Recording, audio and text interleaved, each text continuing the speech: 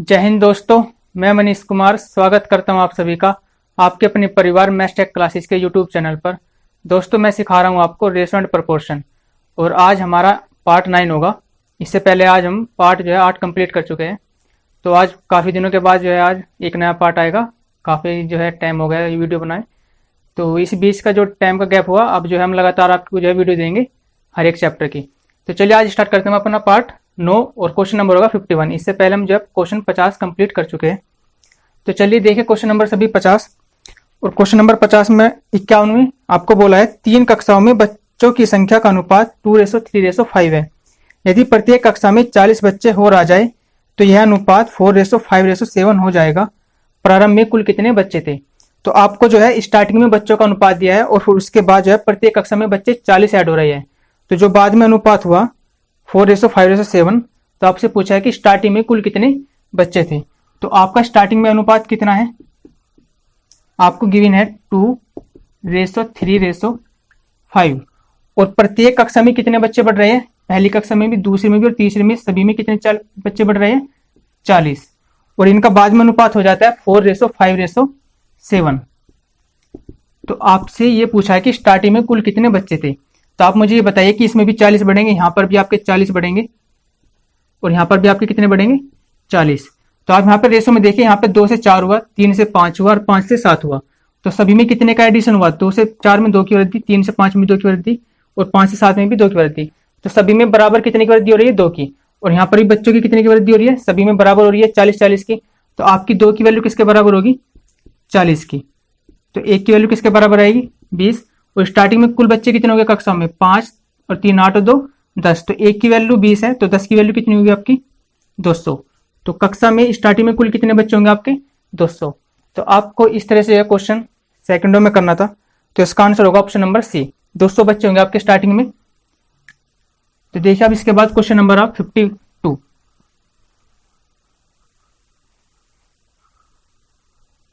देखिए question number 52 को सभी। 117 रुपए की राशि को पी, क्यू और आर के बीच 1/2:1/3 और 1/4 के अनुपात के बजाय गलती से 2:3:4 के अनुपात में बांट दिया गया। इस विभाजन में कौन सबसे अधिक राशि और कितना प्राप्त करेगा? तो स्टार्टिंग में जो आपको यहाँ पर रेशो दिया है वो उसके अनुपात के बजाय गलती से दूसरे अनुपात में बांटा गया। तो ये पूछा गया है कि जो गलती से बांटा गया वो अब उस गलती की वजह से किसको ज्यादा राशि मिलेगा। तो आपको स्टार्टिंग में जो पी, क्यू, आर का अनुपात दिया है कितना दिया है? 1/2, 1/3 और 1/4। तो आप ये आपको पी है, ये क्यू है और ये आर है। क्वेश्चन नंबर आपका ये 52 था। आप देखिए यहाँ पर ये आपकी फ्रैक्शन में है, तो आप इसको वैसे कन्वर्ट कर लो। तो यहाँ पर 2, 3 और 4 का एलसीएम कितना होगा आपका? यहाँ पर ये कितना होगा? 12 होगा। तो आप इसमें सभी की 12 की मल्टीप्लाई करते हो कितना आएगा? यहाँ पर 6, यहाँ पर 4 और यहाँ पर 3। तो पी की वैल्यू यहाँ पर 6 आ गई क्योंकि 4 और आर की 3। तो स्टार्टिंग में अनुपात में इसमें बांटना था 117 रुपए की राशि को, लेकिन गलती से क्या हुआ? गलती से इसको बांट दिया गया 2:3:4 में। तो पूछा यह है कि आपको इस विभाजन में कौन सबसे अधिक राशि प्राप्त करेगा और कितनी राशि प्राप्त करेगा। तो देखिए पी को स्टार्टिंग में 6 रुपए मिलने थे, क्यू को 4 मिलने थे और आर को 3 मिलने थे, लेकिन गलती हुई इस वाले रेशो को इसमें ना बांटकर किसमें बांट देगा? 2:3:4। तो यहाँ पर पी की वैल्यू जो स्टार्टिंग में 6 थी वो घट रही है यहाँ पर, ऐसे यहाँ पर क्यू की भी घट रही है। और जो आर है, आर की राशि क्या हो रही है? बढ़ रही है। स्टार्टिंग में 3 थी और उसको बाद में क्या हो रहा है? बढ़ रही है। तो आप यहाँ पर रेशो में ही देखकर बता सकते हो कि किसको राशि फालतू मिलेगी। तो किसको मिलेगी? आर को मिलेगी, क्योंकि आर की स्टार्टिंग में 3 थी और बाद में कितनी हो रही है? 4। और हमें ये भी फाइंड करना है साथ में कि आर को कितनी राशि फालतू मिलेगी। तो आप देखिए टोटल आपके पास जो रुपए थे ये कितने थे? 117 है। आपको इस 117 रुपए को बांटना है। तो स्टार्टिंग में यदि आर की वैल्यू देखो कि आर को कितना रुपए मिलेगा, तो 6 और 4 10 और 3 13, 13 की वैल्यू आपको 117 होगी। तो एक की वैल्यू यहाँ से कितनी आएगी? 9 आएगी। यदि आप आर की वैल्यू निकालोगे तो आर की वैल्यू यहाँ से कितनी आएगी? 27 रुपए। यदि हम बाद में देखें, ये हमने स्टार्टिंग वाले रेशो में डिवाइड किया कि स्टार्टिंग वाले रेशो को जब हमने डिवाइड करा तो आर की वैल्यू कितनी आई? 27 रुपए। लेकिन जब बाद वाले रेशो में हम निकालेंगे आर की वैल्यू तो कितनी आएगी? 4 और 3 7 और 2 9, इस अनुपात में बटेगी। तो 9 की वैल्यू कितनी होगी? 117। और यहाँ से 1 की वैल्यू कितनी आएगी? 13। और यहाँ पर आर की वैल्यू कितनी निकलेगी? 13 चौका 52। तो इस तरह से देखिए यहाँ पर आर को स्टार्टिंग में जब 6 4 3 के अनुपात में बांटते आप तो आर को 27 रुपए मिलते, लेकिन गलती से जब आपने 2 3 और 4 के अनुपात में बांटोगे तो आर को कितने रुपए मिलेंगे? 52 रुपए। तो यहाँ पर किस अधिक मिले? किसको? आर को।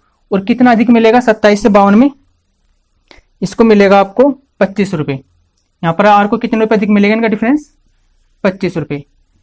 तो आर को यहाँ पर जो है 25 रुपए अधिक मिलेंगे, तो इसका ऑप्शन नंबर क्या होगा, ऑप्शन नंबर सी इसका करेक्ट आंसर होगा। तो आपको जो है इस तरह से रेशो में देखते ही आप जो है बता सकते हो कि किसको कितनी राशि अधिक मिलेगी। यहाँ पर सिर्फ आर की ही वैल्यू बढ़ रही है और सभी घट रही है, तो सीधी सी बात है कि आर को ही इसमें जो है अधिक रुपए मिलने हैं और कितने मिलेंगे आप जो है इस तरह से निकालोगे। तो चलिए इसके बाद देखते हैं हम क्वेश्चन नंबर 52। तो आई होप ये जो है ये मेथड जो आपकी समझ में आ रहे होंगे, बिल्कुल आसान क्वेश्चन है। तो देखिए इसके बाद क्वेश्चन नंबर आप सभी 53 को,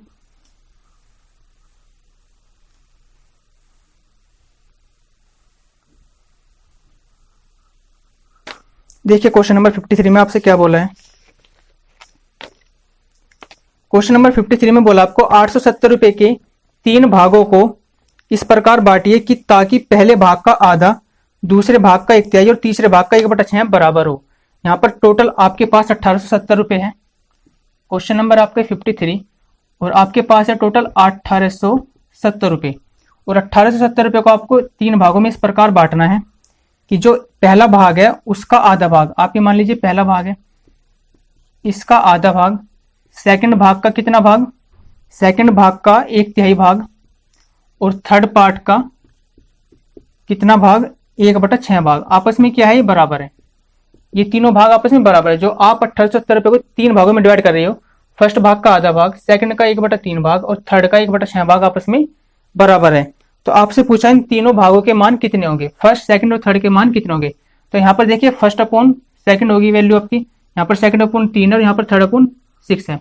तो मैंने बताया था कि आपको जब भी ऐसे फ्रैक्शन में वैल्यू जिसके नीचे दी होगी वो उसी का मान होगा। मतलब कि यहाँ पर आप यदि रेशो निकालोगे फर्स्ट, सेकंड और थर्ड का, तो आपका रेशो कितना निकलेगा, जो फर्स्ट के नीचे वैल्यू है वो फर्स्ट की होगी, सेकंड भाग के नीचे जो वैल्यू है वो सेकंड का मान होगा, और थर्ड भाग के नीचे जो मान हो थर्ड का होगा। तो इस तरह से आप जो है डायरेक्ट इनका रेशो निकाल सकते हो, मैंने आपको बता दिया था। तो देखिए यहाँ पर हमें 1870 रुपए को बांटना है और इसी रेशो में बांटेंगे। तो टोटल कितनी की है ये वैल्यू, 6 और 3 और 2 11, 11 की वैल्यू आपकी कितनी है 1870। तो यहाँ से 1 की वैल्यू कितनी निकलेगी, जब 1 की वैल्यू निकालोगे तो 1870 को आप 11 से डिवाइड करो, तो 11 कम 11 और 11 से 77, 1 की वैल्यू आपकी कितनी आएगी 170। तो आपको फर्स्ट, सेकंड और थर्ड पार्ट की वैल्यू निकालनी है। फर्स्ट पार्ट की वैल्यू 2 है, 1 की वैल्यू यदि 170 है तो फर्स्ट पार्ट की वैल्यू कितनी आएगी 17 दूनी 34, 340 रुपए। सेकंड पार्ट की वैल्यू कितनी आएगी आपकी, यहाँ पर 170 रहती है 51, 510 रुपए। और आपका थर्ड पार्ट की वैल्यू कितनी आएगी, यहाँ पर आप जो 17 सिक्के कितने, 17 सिक्का आपका कितना हो जाएगा 102। तो टोटल जो है आपका ऑप्शन नंबर देखिए बी में मैच कर रहा है आपका आंसर। आप जो है पहले आंसर से मैच कर सकते थे, पहला आंसर आपका मिल गया था 340 बी ऑप्शन में, और सेकंड जो है आपका 510। तो ये सिर्फ सेकंड ऑप्शन में आपका मैच कर रहा है 340 और 510। तो इस तरह से आपके जो फर्स्ट, सेकंड और थर्ड पार्ट के मान कितने आएंगे 340 रुपए, 510 रुपए और 1002 रुपए। तो आप जो है बस इस तरह से रेशो बनाकर आपको जो है इन तीनों पार्टों का आंसर निकालना था। देखिए आप इसके बाद अब क्वेश्चन नंबर 54।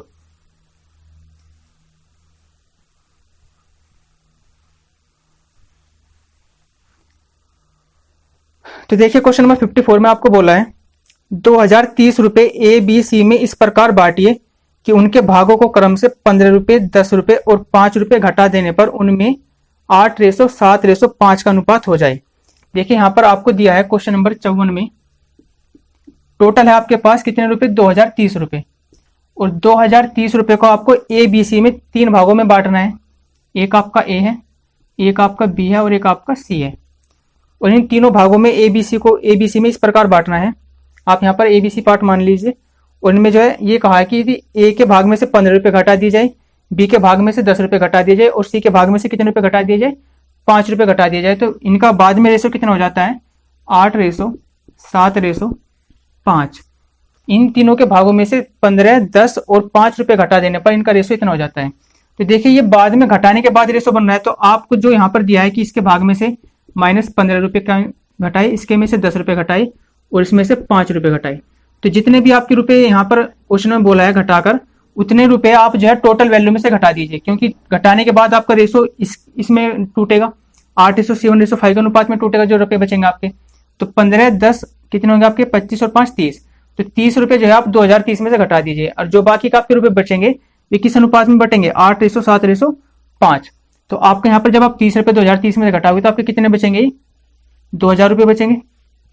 और ये 2000 रुपये किस अनुपात में बटेंगे, 8:7:5। तो कितने हो जाएंगे आपके, 8 और 7 15 और 5 20। तो आपकी 20 की वैल्यू कितनी होगी, 2000। तो एक की वैल्यू यहाँ पर कितनी आएगी आपकी, 100 आएगी।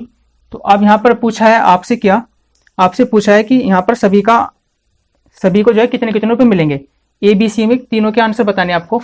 तो देखिए यदि ए की वैल्यू 100 है तो यहाँ पर ए की वैल्यू कितनी आएगी, यहाँ पर 800 आएगी। बी की वैल्यू यहाँ पर कितनी आएगी, 700 आएगी। और यहाँ पर जो सी की वैल्यू 5 है कितनी आएगी आपकी, 500 आएगी। लेकिन यहाँ पर देखिए ये रेशो बाद में 15 रुपये 10 रुपये और 5 रुपये माइनस करने के बाद थे।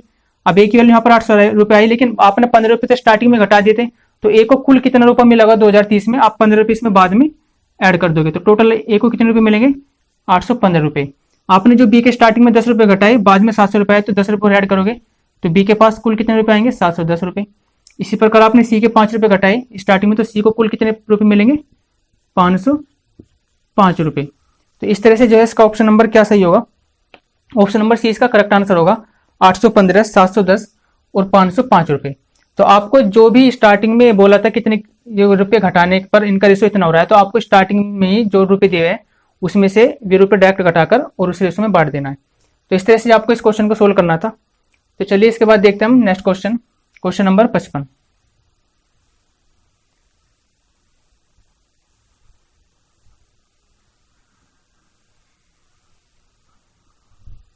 देखिए क्वेश्चन नंबर 55 में आपको क्या बोला है, 9,900 रुपए को ए बी सी में इस प्रकार बांटो कि बी को ए और सी का मिलकर 2/3 मिले और सी को ए और बी का मिलकर 3/8 मिले। तो तीनों को अलग अलग कितने मिलेगा, तो तीनों का ही पार्ट पूछा है आपसे। और क्वेश्चन नंबर आपका ही 55, कुल रुपए आपके पास कितने हैं, 9,900 रुपए, और इसको जो है ए बी सी में बांटना है। तो आपसे यहां पर ये बोला है कि जो बी है, बी को ए और सी का मिलाकर 2/3 मिले, बी को ए प्लस सी का मिलाकर कुल कितना मिले, 2/3। जितना ए और सी को मिलेगा बी को उनका 2/3 मिले। इतनी बात आ गई होगी आपकी समझ में। तो यहां से यदि मैं बी अपॉन ए प्लस सी की वैल्यू निकालूंगा तो ए प्लस सी की वैल्यू कितनी आएगी, यहाँ पर 2/3 आएगी। इसी तरह से आगे क्या बोला आपको, सी को ए और बी का 3/8 मिले। देखिए सी को ए और बी का, तो ये ए और बी नीचे आएगा कि सी को ए और बी का कितना मिले, 3/8 मिले। तो यहां पर आपसे पूछा है कि तीनों को अलग अलग कितना मिलेगा। तो आपको अलग अलग तो आप तभी निकाल पाओगे जब तीनों का आप अलग अलग मान निकाल पाओ कि ए बी सी का रेशो में कितना मान होगा। देखिए यदि बी की वैल्यू यहाँ पर 2 है और यहाँ पर सी की वैल्यू 3 है, तो ए की वैल्यू सब जगह बराबर आनी चाहिए, यहाँ पर भी ए की वैल्यू बराबर आनी चाहिए और यहाँ पर भी ए की वैल्यू बराबर आनी चाहिए। यदि सी की वैल्यू यहाँ पर 3 है तो यहाँ पर आप जब सी का मान रखोगे तो ए का मान तो कुछ भी नहीं आएगा। इसी तरह से यदि आप बी का मान यहाँ पर 2 रखते हैं तो ए का मान यहाँ पर कितना आएगा, 5। तो देखिए आपको यहाँ पर दोनों जगह आंसर क्या आ रहा है, अलग अलग आ रहा है।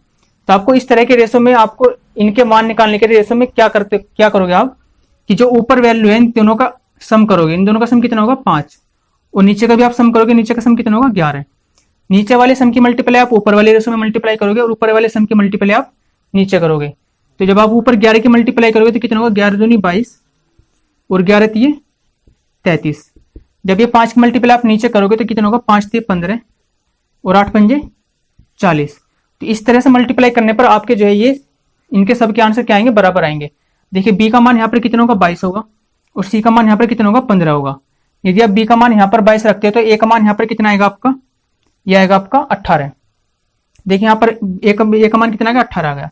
इसी तरह से यदि सी का मान यहाँ पर 15 है और सी का मान आप यहाँ पर रखते हो तो ए का मान यहाँ से भी कितना आएगा, आपका 18 आएगा। ठीक है, ये आपकी समझ में आ गई होगी बात। देखिए यहाँ पर आपको करना क्या है कि यदि इस तरह से रेशो बनते हैं तो आपका जो है आप ऑप्शन में जो है ए बी सी के मान जो आपके करेक्ट नहीं निकलने के, तो आपको इस तरह के रेशो में ऊपर वाले रेशो का सम करके नीचे मल्टीप्लाई करनी है और नीचे वाले रेशो की सम करके मल्टीप्लाई ऊपर करनी है। तो आपके आंसर जो है सबके बराबर आएंगे। तो आपके यहाँ पर कितने आ जाएंगे, ए का मान आपका कितना आ जाएगा यहाँ पर 18, बी का मान यहाँ पर कितना आएगा आपका, बी का मान आपका कितना है 22 है और सी का मान आपका यहाँ पर कितना आ जाएगा 15। तो इस तरह से जो है आप सभी की वैल्यू निकाल सकते हो, ए बी और सी की। और हमको टोटल रुपए कितने दिया है, 9900, और इन्हीं को हमें जो ए बी सी की वैल्यू में बांटना है 18, 22 और 15 के अनुपात में।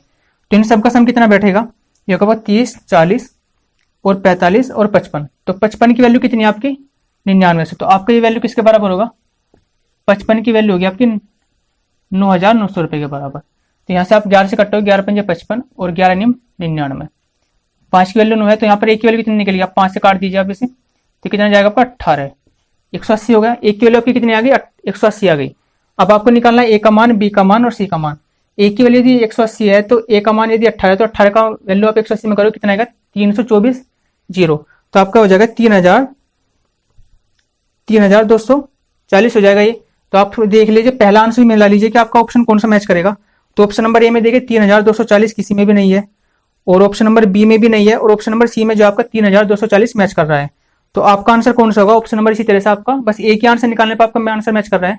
18 की वैल्यू आप जब इसमें मल्टीप्लाई करोगे आपका 3240 बनेगा, और ऑप्शन नंबर बी में ही आप, ऑप्शन नंबर सी में जो आपका आंसर क्या मैच कर रहा है, 3240। और इसी तरह से आपका जो बी की वैल्यू करोगे 22 की मल्टीप्लाई करोगे तो आपका आंसर आ जाएगा, और सी का मान भी आप 15 की मल्टीप्लाई करोगे। तो इस तरह से आपके जो ऑप्शन सी मैच कर रहा है।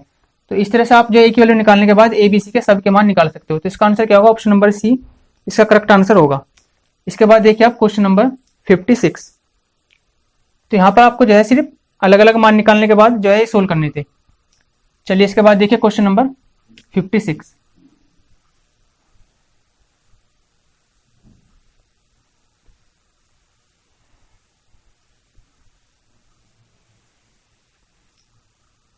चलिए देखिए क्वेश्चन नंबर 56 में आपको क्या बोला है, ए और बी की आय का अनुपात 5:7 है और इनके खर्चे का अनुपात 9:11 है। यदि ए 1200 रुपये तथा बी 2000 रुपये बचाता है तो दोनों की आय क्या होगी। तो आपसे पूछा है दोनों की अलग अलग आय, इनकम। तो क्वेश्चन नंबर आपका ये 56, और यहां पर ए और बी की आय का अनुपात दिया आपको, ये ए है और रेशो बी है। इनकी इनकम का रेशो कितना है, 5:7। यहां पर ये आपको इनकम का रेशो दिया है, और इसके बाद इनके खर्चों का अनुपात कितना दिया है, 9:11। ये आपको यहाँ पर किसका रेशो दिया है, एक्सपेंडिचर का। ये आपका किसका रेशो होगा, एक्सपेंडिचर का। उनके खर्चे का अनुपात होगा 9:11। अब देखिए यदि ए जो कितने रुपए बचा रहा है, 1200 रुपए, और बी 2000 रुपये बचाता है तो दोनों की आय क्या होगी। देखिए यदि हम इसका बेसिक बताए तो बेसिक आप कैसे करोगे, आप मुझे खुद बताइए कि जो इनकम होती है, इनकम किसके बराबर होगी, इनकम होगी आपकी सेविंग प्लस एक्सपेंडिचर के।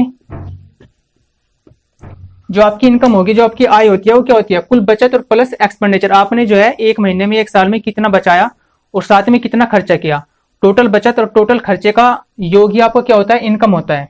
यदि आपका इनकम का रेशो 5:7 है तो आप मुझे ये बताइए कि ए की इनकम आप कितनी मानोगे, 5x, और बी की इनकम 7x होगी, और आपको जो है खर्चे का अनुपात दिया 9:11। तो यदि आप जो है इनकम में से एक्सपेंडिचर घटा देते तो आपका क्या बचेगा, सेविंग बचेगा। यदि आप टोटल आय में से उसका खर्चा घटा दोगे तो आपके क्या बचेगा, उसकी सेविंग बचेगी। तो देखिए यहाँ पर यदि आप 5x में से क्या घटा दोगे, उसकी एक्सपेंडिचर घटा दोगे, तो देखिए एक्सपेंडिचर क्या होगा, आप यहाँ पर रेशो में ये 5x होगा, ये 7x होगा, और यहाँ पर ये 9y होगा, और ये आपका यहाँ पर कितना होगा, ये 11y होगा। तो जब आप 5x में से 9y घटाओगे और अपोन में यहाँ पर 7x में से क्या घटाओगे, आप 11y घटाओगे, तो आपकी जो है बचत कितनी निकलेगी। इसकी पहले की देखिए यहाँ पर ये अलग अलग इक्वेशन बनेगी। एक पहली इक्वेशन बचेगी, आप 5x में से आप 9y घटाओगे तो पहले वाला ए की जो है कितनी बचत कर रहा है, 1200 रुपये कर रहा है, तो आपकी एक इक्वेशन यहाँ पर बनेगी। इसी तरह से आप 7x में से 11y घटाओगे तो ये कितना बचा रहा है, ये बचा रहा है आपका 2000 रुपये। जो ए है वो 5x है उसकी इनकम, 5x में से आपने उसकी जो है एक्सपेंडिचर घटाया 9y, तो यहाँ पर एक आपकी इक्वेशन बन रही कि उसकी इनकम में से 9y गया तो आपको वो कितने बचा रहा है, 1200 रुपये। इस तरह से जो बी है उसका टोटल इनकम है 7x और खर्च कर रहा है वो 11y, तो आप 7x में से 11y घटाओगे तो कितना बचा रहा है, 2000 रुपये। और इस तरह से यहाँ पर जो आप इनको सोल्व करोगे इक्वेशन फर्स्ट और सेकंड को, तो जो भी आपके x और y के मान आएंगे वो आप जो है यहाँ पर पुट कर देना, तो आपकी जो है इनकम भी निकल जाएगा, आपका एक्सपेंडिचर भी निकल जाएगा, और आपसे जो भी पूछा वो आपका आंसर आ जाएगा। तो आपसे यहाँ पर आय पूछ रहा है तो जो भी आपका x का मान आएगा आप यहाँ पर जब पुट करोगे तो आपका जो है ए और बी की इनकम निकल जाएगी। ये आपका जो है बेसिक मेथड है इक्वेशन बनाकर। लेकिन यदि हम इसका जो डायरेक्ट मेथड देखें तो डायरेक्ट मेथड में ये है हुआ कि ए की इनकम और बी की इनकम का रेशो 5:7 है, उनके खर्चे का अनुपात 9:11 है। ए कितने रुपये बचाता है, ए बचा रहा है आपका 1200 रुपये, और बी यहाँ पर कितने रुपये बचा रहा है, 2000 रुपये। तो देखिए यहाँ पर दोनों अलग अलग बचा रहे हैं, ए 1200 रुपये बचाता है और बी 2000 रुपये बचाता है, और बाद में इनका अनुपात जो है खर्चे का 9:11 हो रहा है। तो यहाँ पर आपको कौन सा मेथड अप्लाई होगा, डबल क्रॉस मेथड का। ये मैंने आपको बताया था कि जब आपकी अलग अलग वैल्यू हो बीच में यहाँ पर कि ए की वैल्यू लगे बी की वैल्यू लगे, तो आप यहाँ पर कौन सा मेथड अपनाओगे, डबल क्रॉस मेथड।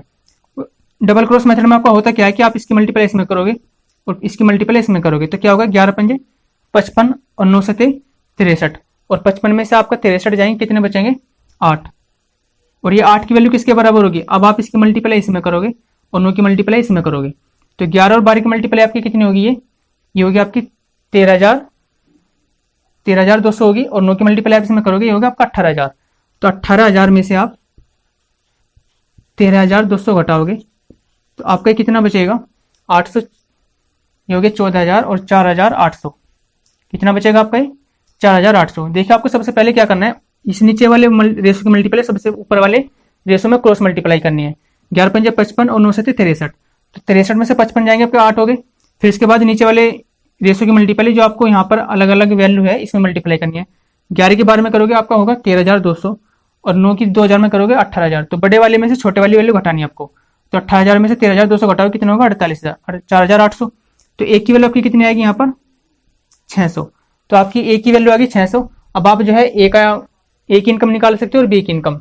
ए की वैल्यू कितनी है 5 और बी की वैल्यू है 7, तो ए का मान कितना आएगा, ए की इनकम कितनी होगी 5 की मल्टीप्लाई कर दोगे 5 छंग 30, 3,000 रुपये। और इसी तरह से आप बी की वैल्यू निकालोगे तो बी की वैल्यू कितनी है 7, 7 की मल्टीप्लाई करोगे 7 छंग 4200 रुपये। तो इस तरह से आप जो है डायरेक्ट डबल क्रॉस मेथड से जो है सेकंड मान से निकाल सकते हो। और यहाँ पर जो है इधर बेसिक में आपको एक्स और वाई के मान निकालने के बाद इक्वेशन सोल्व करने के बाद तब आप जो है उनकी इनकम निकाल पाओगे। और इस तरह से आप यदि करोगे, ये आपका जो है डायरेक्ट मेथड है, क्रॉस डबल क्रॉस मेथड। आप यहाँ पर एक की वैल्यू निकालनी है आपको, और इस तरह से आप जो है उनकी इनकम उनकी एक्सपेंडिचर कुछ भी निकाल सकते हो। तो इनका आंसर क्या होगा, ए की वैल्यू होगी 3,000 और बी की वैल्यू होगी 4200 रुपये। तो इसका ऑप्शन नंबर क्या होगा, ऑप्शन नंबर ए इसका करेक्ट आंसर होगा क्वेश्चन नंबर 56 का। तो आप सभी जो है एक बार इस क्वेश्चन को नोट करें।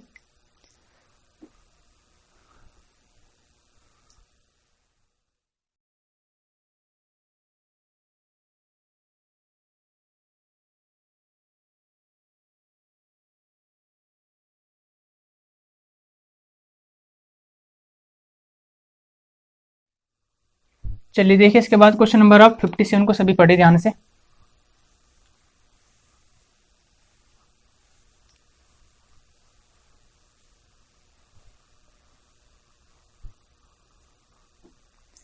क्वेश्चन नंबर 57 में आपको बोला है ए और बी की आय का योग 33,000 रुपए है। ए अपनी आय का 60% और बी अपनी आय का 75% खर्च करता है। यदि उनकी बचतों में 4:3 का अनुपात हो तो बी की आय बताइए। तो देखिए दोनों की आय का योग हमें स्टार्टिंग में दिया है 33,000 रुपए। क्वेश्चन नंबर आपके 57, यहाँ पर ए प्लस बी दोनों की इनकम का योग कितना है 33,000 रुपए है आपका। और यहाँ पर ए जो है अपनी आय का 60% और बी अपनी आय का 75% खर्च करता है। देखिए जो ए है वो कितना खर्च कर रहा है 60% अपनी आय का टोटल 60% खर्च कर रहा है, ये टोटल कर रहा है 60% खर्च। यदि आप 60% को जो है फ्रैक्शन में कन्वर्ट करोगे तो फ्रैक्शन में आप कैसे कन्वर्ट करोगे, आप परसेंट हटाकर नीचे 100 लगाओगे 1/100, ये जीरो से आपका जीरो कटेगा तो आपका टोटल कितना होगा 6/10 होगा। और यदि आप जो है बी का देखते हो तो बी आप कितना कितना खर्च कर रहा है 75%, बी अपनी आय का 75% टोटल खर्च करता है, तो इसको फ्रैक्शन वैल्यू कितनी होगी, आप 1/100 लगाओगे 25 × 75 और 25 × 100, ये होगा आपका 3/4।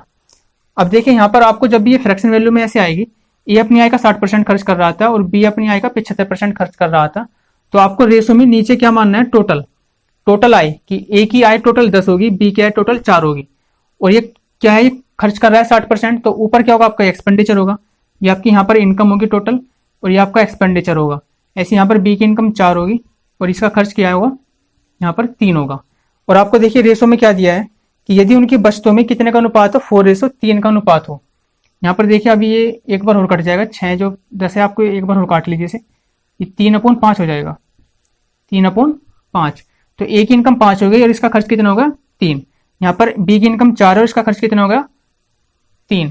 तो आप मुझे बताइए कि जो ए हो ए की बचत कितनी होगी, ए की बचत कितनी होगी 2 होगी, क्योंकि ए की इनकम 5 है और खर्च 3 कर रहा है, तो बचा कितना रहा है 2 बचा रहा है, इसकी सेविंग हो गई। इस तरह से बी की इनकम 4 है और उसका खर्च 3 है, तो बचा कितना रहा है यहाँ पर 1 बचा रहा है। अब इसके बाद देखिए जबकि रेशो में आपको क्या दिया है, रेशो में दिया है 4:3 कि उनकी बचतों में 4:3 का अनुपात है, कि यहाँ पर जो ए कितना बचा रहा है 4 बचा रहा है और बी कितना बचा रहा है 3, जबकि ए यहाँ पर 2 बचा रहा है और बी यहाँ पर 1 बचा रहा है। तो आपको यहाँ पर 4 और 3 बनाना है, तो ए के लिए यहाँ पर किसकी मल्टीप्लाई कीजिए आप 4 की और यहाँ पर 3 की, क्योंकि आपको उनकी बचत कितनी बनानी है 4:3, क्योंकि आपको क्वेश्चन में दिया है कि उनकी बचतों में 4:3 का अनुपात है। तो एक यहाँ पर जब आप 4 की मल्टीप्लाई करोगे तो जहां पर आपने 4 की मल्टीप्लाई की वो मल्टीप्लाई ऊपर भी होगी यहाँ पर, और वो मल्टीप्लाई नीचे भी होगी। इसी तरह से यदि आप 3 की मल्टीप्लाई यहाँ पर एक में करते हो तो 3 की मल्टीप्लाई आपकी यहाँ पर भी होगी और 3 की मल्टीप्लाई आपकी यहाँ पर भी होगी। तो इस तरह से देखिए इनकी यहाँ पर रेशो कितना बन गया। यहाँ पर सिर्फ क्या करना, आपको 4 बनाना है तो यहाँ पर आप 2 की मल्टीप्लाई करोगे। क्या करोगे? 2 की मल्टीप्लाई, क्योंकि एक ही आपको बचत क्या बनानी है? 4। तो 2 दूनी 4 होगा, तो यहाँ पर होगा आपका 2 और यहाँ पर भी आपका कितना होगा? 2। और यहाँ पर तो आपका 3 बना तो 1 गुना 3 3 होगा, यहाँ पर 3 की मल्टीप्लाई करी और नीचे भी 3 की मल्टीप्लाई करी। और इस तरह से देखिए आपका रेशो कितना बन गया इनकम का, सेविंग का 4:3। तो आपका क्लियर हो गया होगा। अब इसके बाद देखिए हमको निकालना है बी की आय। तो आपको स्टार्टिंग में क्या दिया? दोनों की इनकम 33,000 रुपया है। तो आप देखिए यहाँ पर ए की इनकम कितनी होगी? 5 दूनी 10 और बी की इनकम कितनी होगी? 4 3 12। तो 10 और 12 का योगी कितना होगा आपका? 33। तो 10 और 12 कितने होगी आपके? 22 और 22 की वैल्यू कितनी होगी आपकी? 33,000। तो यहाँ से आप एक की वैल्यू निकालोगे, एक की वैल्यू कितनी जाएगी? 11 से काटोगे पर 11 दूनी 22 और 11 3 33। फिर यहाँ पे 3,000 होगा, 2 से आप काटोगे 3,000 को तो कितना जाएगा? 1500। तो एक की वैल्यू आपकी कितनी निकलेगी? 1500। अब इसके बाद जो है आपसे पूछा है बी की आय क्या होगी, तो बी की आय क्या होगी आपकी? देखिए बी की आय यहाँ पे कितनी है? 4 3 12 12 है। तो आपको सिर्फ 12 की वैल्यू निकालनी है और 12 की वैल्यू आपकी क्या होगी? 12 की मल्टीप्लाई आप 15 में करोगे कितना होगा? 2 0, 12 पंजे 60 और 12 से 18। तो आपका कितना होगा? 18,000 रुपये। तो इस तरह से आपका बी का आंसर कितना आएगा? 18,000 रुपये। ऑप्शन नंबर इसका एक करेक्ट होगा। तो इस तरह से आपको जो है करना क्या आता है, इनका रेशो में जो है रेशो इनका जो है सही बनाना था। रेशो में आपको दिया था उनकी सेविंग 4:3 के अनुपात में है। तो आपको जब भी इस तरह से परसेंट वैल्यू देगा तो आपको जो नीचे की वैल्यू मानोगे, आप नीचे क्या मानोगे? टोटल इनकम मानोगे। और इस तरह से ये क्या था? 60% का खर्चा था, तो ऊपर आपका खर्चा और खर्चा का और इनकम का डिफरेंस क्या होता है? आपका सेविंग। तो इस तरह से आपने रेशो सेम बनाया और दोनों की आपको इनकम का योग दिया था, तो आप दोनों की इनकम का योग इनकम के बराबर रखोगे। एक की वैल्यू आपकी जो भी निकलेगी उसके हिसाब से जो है आपसे चाहे आंसर ए का पूछे चाहे आपसे बी का पूछे, आप सभी का आंसर जो है यहाँ से निकाल सकते हो। चाहे फिर आपसे एक्सपेंडिचर पूछे या आपसे वो सेविंग पूछे, तो इस यहाँ पर इस वाले मेथड से आप कि क्वेश्चन में जो भी आपसे पूछेगा, चाहे आपसे सेविंग पूछे, उनका खर्चा पूछे या आपसे उनकी इनकम पूछे, आप हर एक चीज यहाँ पे जो है निकाल सकते हो इस वाले तरीके से। तो इसका जो है सबसे बेस्ट तरीका है ऐसे क्वेश्चन को करने का। तो आप सभी इस क्वेश्चन को नोट करें, क्वेश्चन नंबर 57 को।